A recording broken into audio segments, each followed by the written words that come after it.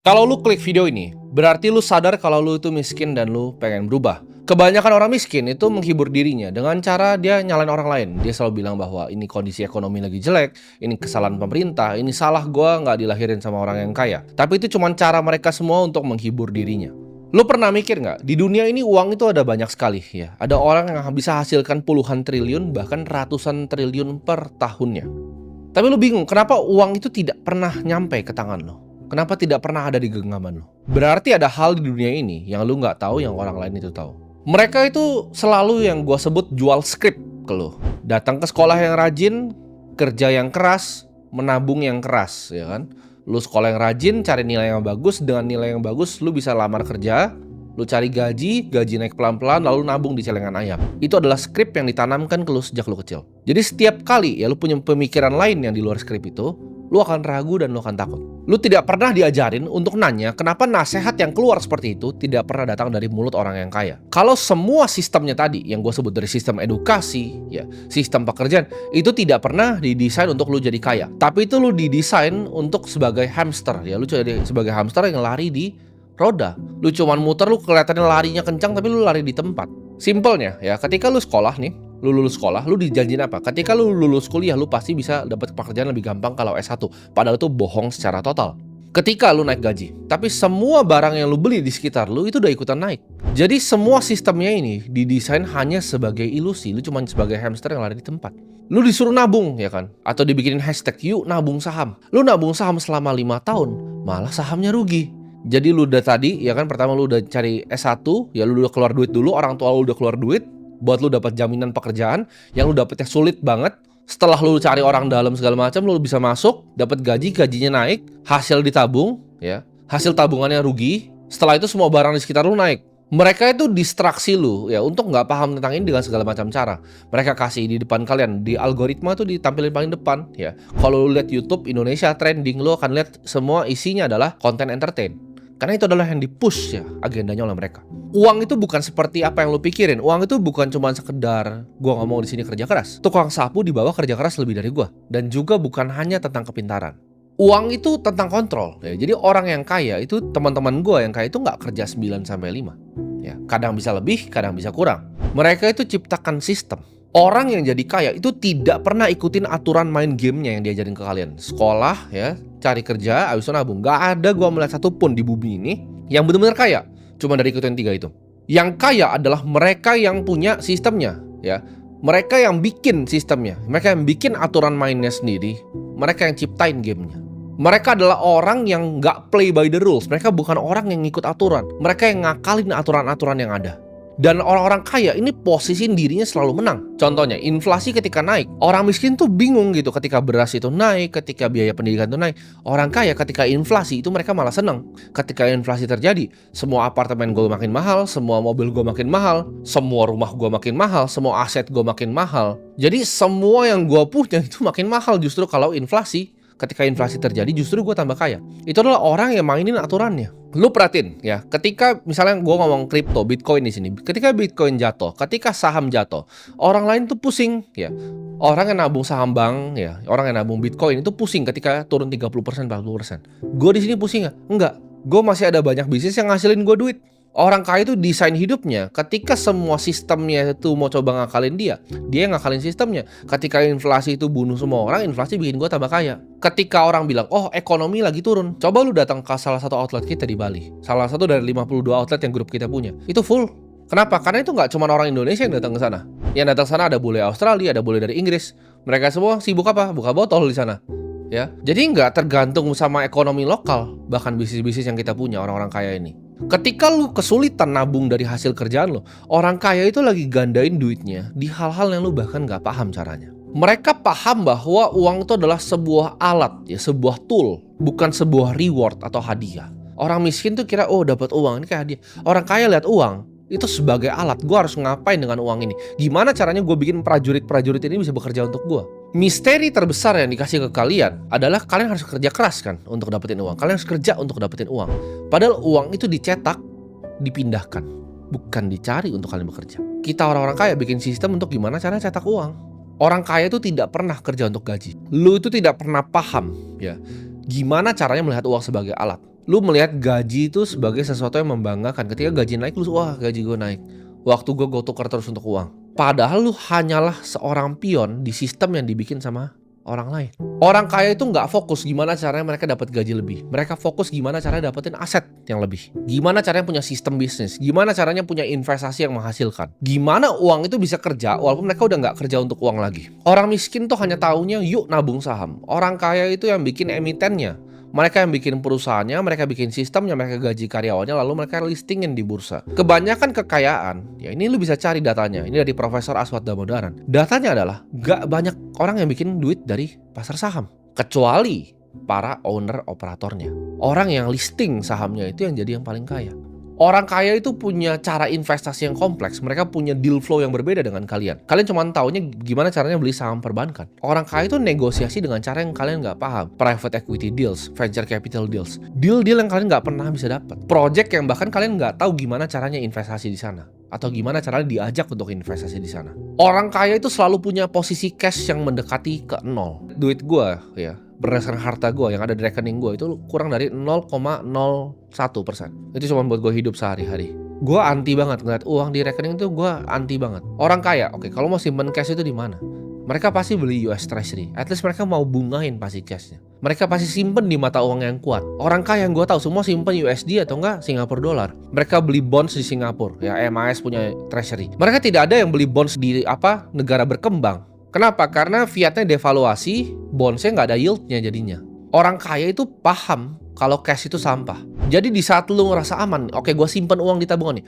Orang kaya, yang mereka lakukan adalah mereka gimana cara gue buang-buangin uang ini ke tempat-tempat yang lain. Gimana cara uangnya gue buang, oke jadi US Treasury, oh uangnya gue buang jadi S&P 500, oh uangnya gue buang ya jadi properti, jadi gedung. Uangnya gue buang lagi jadi outlet yang ke-30. Mereka itu paham uang itu mengalir kayak sungai. Dapat uang Bitcoin, dapat uang S&P 500, dapat uang masukin ke venture capital ini fund 3, dapat uang masukin ini ke deal flow private equity yang beda, dapat uang masukin ke token project yang baru listing, dapat uang temen mau IPO masukin duluan. Kita udah masuk duluan sebagai friends and family-nya. Kita masuk duluan sebelum semua beli. Sebelum pencet bel ting, badut-badut semua masuk. Minimal di situ ketakutan gitu kan dengan 30 juta yang lebih. Hey, ini jangan sampai hilang, ini tabungan gue takut resiko. Beda banget cara kita melihat duit ya, orang kaya sama lu disuruh untuk belajar takut ya kan, oh mau belajar ini nggak mau belajar gitu, belajar AI oh nggak ngerti belajarnya, diajarin gratis di sini di YouTube gue juga oh nggak mau belajar. Orang kaya itu yang mereka lakukan adalah beli informasi, beli terminal di sini 500 juta per tahun, itu nggak masuk ke akal lu untuk beli informasi seharga 500 juta per tahun, nggak bisa lu proses gitu loh. Oh lu pikir mendingan untuk DP rumah karena lu miskin. Tapi nyatanya di dunia ini ada 325.000 orang kaya yang bayar 500 juta per tahun untuk bisa akses data terbaru sama informasi terbaru. Orang kaya itu rela buang duit hanya untuk mendapatkan koneksi. Lu bilang ke gue di sini, Warren Buffett mau makan sama gue, 100 miliar gue bayar cash sekarang. Buat makan siang doang, ya kasih gue waktu 1 jam. Gue akan bayar 100 miliar hanya untuk informasi yang keluar dari mulutnya. Kenapa? Karena semahal itu informasi. Itu yang orang kaya tahu, orang miskin nggak tahu. Bedanya lu yang tahu deal flow sama enggak atau apa informasinya. Lu tidak diajak ke informasi-informasi tertentu. Lu belum tahu aja orang-orang kaya itu kita sangat edik sama informasi. Kita kayak pecandu informasi ya. Gue ketika ngelihat sesuatu, oke, ini gue pernah ngelihat waktu itu Macro Report tahun 2018. Ini siapa yang punya? Oh, ini dulu pernah jadi managing partner di GLG Group, hedge fund dengan 36 billion dollar. Dia jual kelas gitu kan. Ada kelas. Ini orang udah running fund 36 billion dollar. Dia jual kelas 7.000 dolar ya gue beli gitu. Walaupun 99% gue udah tahu, tapi ada 1% yang gue belum tahu. Di situ gue belajar. Orang akan bilang, gila lu beli kelas 100 juta, lu kena tipu. Enggak, gue gak kena tipu. Walaupun 99% gue udah tahu di situ. Tapi ada satu report yang gue bahas buka, ini menarik ini reportnya tentang makro. Mungkin ada yang tahu tuh gue sebut apa. Ini gue sebutnya di sini nama kelasnya tuh Real Vision. Gue ketika gue beli itu 7.900 dolar. Gue dapet sesuatu walaupun gue udah tahu banyak yang di dalamnya ya. Ketika gue buka course-nya gue udah tahu banyak, tapi gue dapat sesuatu bos. Sedangkan lu gue suruh coba beli kelas 100 juta. Lu bilang, oh ini si Raul Paul ini scam ini. Dia orang kaya udah lama bego gitu. Dia memang bikin begitu untuk filter siapa yang mau masuk atau siapa yang gak mau masuk. Lu lihat ya dari sistem sekolah, sistem perusahaan, sistem gaji, sistem perbankan. Coba gue sistemnya bank ya, gue jelasin ke lu. Lu sekarang datang ke KPR ke bank. Bang, please minta tolong gitu kan. Saya mau KPR rumah. Lu harus ngemis ke bank. Sedangkan kalau gua nggak pernah ke bank, orang bank yang selalu datang kantor gua. Nganterin apalah segala macam. Mereka yang minta gua, "Pak, please mau nggak ambil utang 100 miliar sama kita?" Coba, kenapa lu ngemis buat ngutang rumah ke dia, tapi bank itu yang ngemis ke gua untuk minta utang? Coba lu pikir pakai otak. Itu didesain sedemikian rupa sistemnya supaya yang duit itu terkonsentrasi di atas, sedangkan yang di bawah ini cuma makan serpihan roti. Karena kenapa? Orang kaya itu punya akses ke informasi yang lu tidak pernah punya. Ketika gue pernah dengar teman gue, dia lagi KPR, dia nggak bisa bayar. Lu nggak tahu bahwa hutang itu bisa direstrukturisasi, lu bisa datang ke bank untuk ngomong. Tapi lu nggak punya otaknya, nggak punya informasi, dan nggak tahu pengetahuannya. Jadi semua itu cuma skill issue, itu semua cuma ada di otak lu doang. Pola pikir lu doang yang kayak orang miskin. Contoh ya, gue bilang Bitcoin akan apresiasi 20-30% per tahun. Lu semua yang nonton borong Bitcoin gue, kalau ngikutin, bulan by bulan udah untung semua. Tapi masih ada orang yang portonya belum bertumbuh. Kenapa? Karena ketika dia turun 30%, dia jual, dia pikir dia lebih pintar dari gue. Gue beli 50 Bitcoin, gue taruh di Instagram story, harga 16.000. Orang ketawain gue. Mereka jualan di situ. Belum ada itu yang namanya influencer crypto, 16.000 Bitcoin. Belum ada satupun di Indonesia yang ngomong konten gini tentang Bitcoin. Gue beli 50 waktu itu. Itu uang yang sama ya didiemin. Itu profitnya 394%. Kalau lu cuma liat Instagram story gue dan pikir oke, ini orang pintar, gue ikutin. Tapi apa yang lu lakuin waktu itu? Dia kopi 80.000. Lu goblok, kan lu miskin. Contoh tadi pagi, partner gue bilang, oke, ini ada token, kita mau eksekusi order. Gue bilang udah keluarin 1% dari porto 10M. Ceder, naik 13%. Dapat 1,3M 10 menit. Itu lu direktur kerja sampai kencing lu. Lu kerja sampai kencing, lu mah rapat, lu pakai batik, dateng, masih pakai ini lu gitu kan. Even direktur juga lu cuma budak di sistem orang yang bikin perusahaan itu. Lu cuma badut. Itu uang yang ada orang bikin 10 menit kayak begini gitu. Gaji lu setahun. Berarti ada hal yang gua tahu yang lu tidak tahu. Lu udah dikasih informasinya pun, dikasih untuk nyontek informasi pun, lu masih skeptis. Gua udah kasih tahu ulang-ulang, pendapatan lu itu kalau tidak pernah diputar tuh akan jadi nol ujung-ujungnya. Lu punya duit 100 juta, real inflasi, beras di sekitar lu terus mau naik 13-15%. Udah gua hitungin ke lu. 3 tahun itu berapa? Ya, 3,5 tahun duit lu setengah. 100 juta yang lu tadi tabung di celengan ayam lu, itu sisa 50 juta. Dalam 3 tahun, bos. Lu kerja lagi 3 tahun minus setengah lagi, lu kerja lagi 3 tahun minus setengah lagi. Hal yang lu bisa beli di sekitar lu minus setengah, biaya pendidikan anak lu minus setengah. Terus lu masih tidak mau investasi, ya mati saja ke laut. Lu main pakai aturan yang sudah ketinggalan zaman. Semua tools itu gue beli ya. Gue beli Bloomberg Terminal. Ada orang yang misal tulis cuman macro report, itu dia cuman kasih macro report loh. 100 juta itu cuman PDF anjing. PDF 13 lembar. Lu pasti pas baca itu, aduh gue kena tipu 100 juta. Lu goblok banget gitu. Padahal dia kasih tahu ini oil mau kemana gitu. Lu bisa selalu ngelakuin counter trade macro play yang dari PDF 13 lembar itu. Tapi lu gak ngerti caranya. Dengan edge informasi, gue punya informasi yang lebih dari lu. Gue itu bisa bikin 1,3 miliar dalam waktu 10 menit. 10 menit tadi pagi. Bahkan belum ketemu gue sama partner gue. Lewat WhatsApp, bos. Tembak, ceter. Close posisi. Lu mau tetap jadi budak ya, atau lu mau jadi orang kaya yang belajar untuk mainin sistemnya, mainin gamenya, tidak sesuai pada aturannya. Orang kaya itu uangnya gerak terus ya, jadi uang lu jangan diam di rekening. Kalau lu mau keluar dari sistem, lu harus mikir cara yang lain, cara yang lebih efisien, cara untuk ngakalin gamenya. Ada cara yang bikin uang tuh lebih efisien dibandingkan lu lakuin sekarang. Oke, ini gue contoh paling sederhana deh, yang paling sering beredar gitu kan, yang paling sering beredar gitu. Orang miskin tuh karena dia sangat takut resiko, mereka punya kepercayaan goblok tadi dengan sekolah, kuliah, kerja, nabung jadi miskin ya. Mereka udah diajarin gini kan dari kecil. Jadi ketika ada sesuatu yang ngasih hal yang baru, mereka langsung tolak dengan semua kepercayaannya. Contoh, trading kripto itu judi. Berapa kali lu pernah dengar itu? Trading kripto itu judi. Trading options misalnya, options market itu adalah judi. Kenapa? Karena kalian taunya yang benar-benar judi, yang zaman dulu afiliator goblok itu mainin binary option. Itu saking gobloknya negara ini, kayak barang finansial itu bisa dijual. Jadi semua orang masyarakat otaknya jadi goblok gitu, bilang trading itu adalah judi. Gua tanya di sini, siapa lu dari 1,9 juta ya subscriber gue sini yang tahu namanya Susquehanna, SIG? Nol pasti yang tahu. Lu tidak tahu itu apa. Lu ngomong, oh trading itu judi. Ada orang namanya Jeff Yash tahun ini, ya dia bikin uang 280 triliun. Nama perusahaan hedge fund-nya adalah Susquehanna International Group, SIG. Lu tidak tahu ya Citadel itu siapa, Ken Griffin itu siapa. Dia beli Stegosaurus ya. Itu triliun dia beli. Cuma buat lucu-lucu aja gitu. Dia beli penthouse paling mahal di US. Itu semua dari mana? Dari trading di market. Ya, dari bikin hedge fund. Ada yang besar gitu. Lu bilang trading kripto itu judi. Lu cek coba Jump Trading, Jane Street, Wintermute. Otak lu itu tidak ada gitu. Otak lu tuh tidak ada sama sekali. Bahkan lu asal ngomong aja ketika ada orang ngajarin sesuatu, oh trading itu judi. Ada orang yang bikin 280T per tahun. Dia tahu sesuatu yang lu tidak tahu. Bahkan dia tahu sesuatu yang gue tidak tahu. Kalau gue bisa ketemu sama Jeff Yass tatap mata, gue akan belajar banyak sama dia pasti. Oh begini caranya bikin strategi market neutral yang lebih efisien untuk options market itu seperti ini. Dia mungkin sekolahin gue gimana caranya quant trading yang paling efisien, gimana caranya melakukan statistical arbitrage yang paling efisien. Lu di sini nggak paham bahkan market neutral itu apa, karena lu goblok banget. Makanya lu bingung, makanya rekening lu 30 juta. Gue bikin 1,3 bisa 10 menit. Kalau otak lu tuh kayak kodok, lompat gitu kan. Jeff Yass itu dulunya pemain poker. Dia belajar gimana caranya menang di options market. Orang tuh banyak yang salah kaprah gitu, karena ya media gitu kan. Oh founder startup ini segala macam. Coba founder startup lu suruh beli rumah dong 200 juta.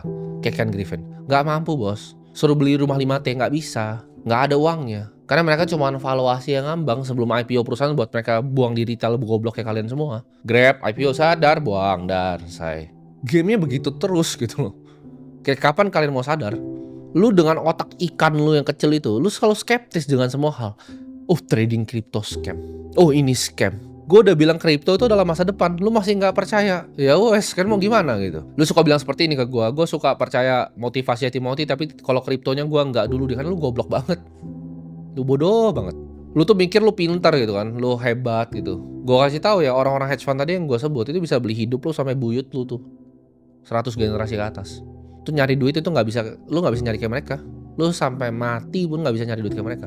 Ketika portfolio gue naik 10%, gue bikin 100 miliar. Itu lu kerja sampai mati. Sampai lu masuk tanah, sampai lu bawa tanah, lu nggak bisa cari duitnya. Ada caranya untuk bikin duit di dunia ini. Tapi ketika orang yang bisa bikin bahkan mau luangin waktunya untuk ngomong ke lu skeptis gitu kan. Kalau bisa kaya dari sini, kenapa diversifikasi? Suka-suka gue bos. Orang kaya itu selalu tahu untuk cara taruh duitnya di mana. Apa aja project yang mereka mau bikin, apa aja yang mereka mau kembangin. Ketika lu lihat suatu paradigm yang baru, oh AI itu scam, oh crypto itu scam, otak lu yang scam. Ketika habis nonton ini, lu sadar gamenya itu baru lu mau mulai atau enggak. Antara lu mau main ya, untuk kalah doang, atau lu mau menang di gamenya. Itu cuma semua di pilihan lu. Dan orang yang take action sekarang untuk giat investasi ke ilmu, investasi ke informasi, investasi ke dirinya sendiri, belajar aset-aset masa depan. Mereka semua yang akan ambil masa depan lu, mereka akan rengut masa depan lu dari muka lu. 90% ya, yang nonton video ini akan balik persis ngelakuin apa yang mereka lakuin. 1,9 juta yang nonton ini nanti, itu akan balik persis lakuin apa yang lu lakuin selama 5 tahun ke belakang dan 20 tahun ke depan. Mereka akan hindarin resiko. Kayak itu tuh penyakit 90% dari orang. Oh, mau taruh uang di informasi, takut. Lu gak punya uang. Dia pasti mau ngambil uang gua. Itu lu semua pecundang-pecundang. Lu itu yang masukin diri lu sendiri di penjara finansial lu sendiri. Lu yang bikin kerangkengnya, lu yang masuk sendiri, lu yang gembok sendiri. Jadi nanti jangan pernah salahin orang lain ketika hidup lu itu masih kayak pecundang. Karena masa depan itu selalu akan datang ke mereka yang berani ngambil sekarang.